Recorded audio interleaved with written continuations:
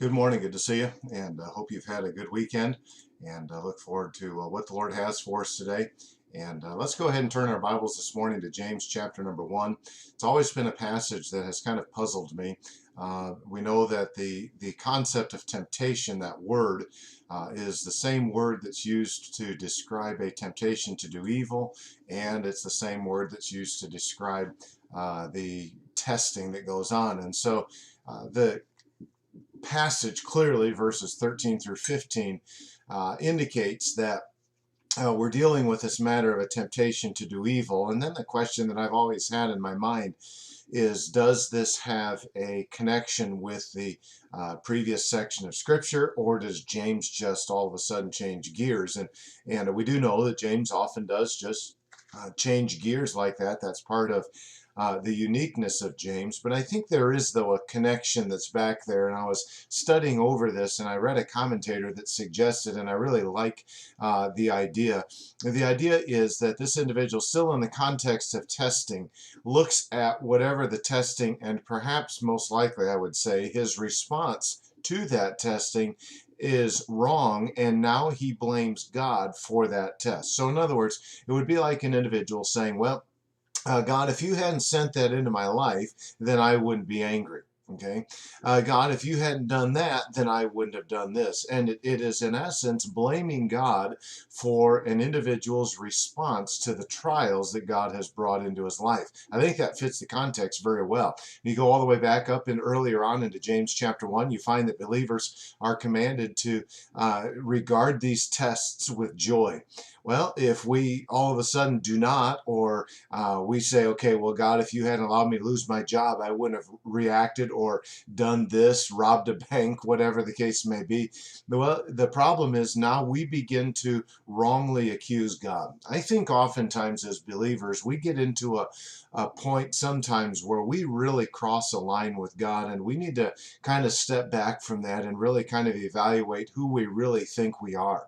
So here James begins, and he says, let no man say when he is tempted. Again, it's clearly going to be that the focus is going to be on a temptation to do wrong, but it may still be the context with a trial. So don't conclude when you are being tried, okay, that you are being tested to do evil by God. I think that's probably how that needs to be understood. Here's the reason. God cannot be tempted with evil, neither tempteth he any man. So here's the reality. God's nature is holy. The Bible tells us in 1 John chapter number 1 that in him dwells absolutely no darkness at all. Not even a hint of darkness is there. So we cannot blame God for the situations in which we find ourselves. We cannot blame God for sometimes even the consequences of the sin that we have chosen to make.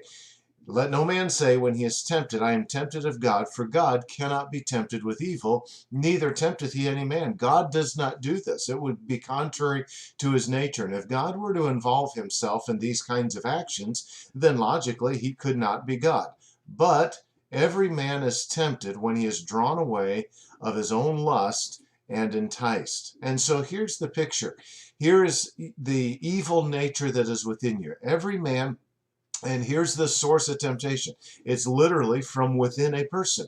He's drawn away of his own lust. He is dragged away. It is an inner desire that a person has, just as you might lure a fish out from its hiding place and entices this individual, baits him, tries to catch him with a series of baits. That's the idea that is pictured here in this verse. Understand that not all temptation is Satan's fault. Don't give Satan more credit than he deserves. The reality is you and I have a very corrupt inward nature, and you and I have the desires within us to do what is wrong. Just because you desire something in your life does not mean that's what God desires, and it does not mean that we should pursue it. Every man is tempted to do wrong when he is drawn away, when he is dragged away of his own lust and enticed. You've got that power within you. Now, all of a sudden is when sin is going to actually happen. Let me remind you that the temptation to do wrong is not sin. I think often Satan defeats us because we start thinking, well, if I'm already thinking that way, I might as well go ahead and do it because I'm already wrong. No, because the mere temptation is not saying that that you've already sinned. When lust hath conceived, and the picture is as though it is bringing a child. Okay, what is it that is going to be born? Sin. Okay, when lust hath conceived, it bringeth forth sin. Now, that's when it happens. So I may be tempted to do something, but if I don't act on that temptation, I've not committed sin. So I don't have to ask for forgiveness because I was tempted to do this. I didn't act on that temptation. I chose not to, and therefore I did not sin. But when I choose to act and when I choose to allow that lust, that desire to start to produce, what it produces is sin. And the picture of sin is never a pretty picture. Sin, when it is finished, bringeth forth death. Here's the reality. Unchecked lust, verse 15, is going to yield sin. Unconfessed sin is going to yield death. Now, I think that we need to recognize, listen, and it may be the physical death. It may be that you are prematurely killed by the decisions that you make.